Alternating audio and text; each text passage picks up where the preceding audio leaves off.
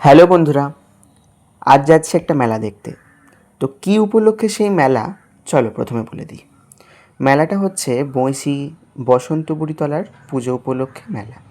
তো সেখানেই গিয়েছিলাম আজকে। প্রথমেই মায়ের একবার দর্শন করে নিলাম, তারপরে গেলাম মেলা দেখতে, যেটার জন্য বেসিক্যালি আসা। আর এই যে আজকে যাদের সাথে এসেছিলাম কিছুটা আনন্দ ভাগ করে নেওয়ার জন্য।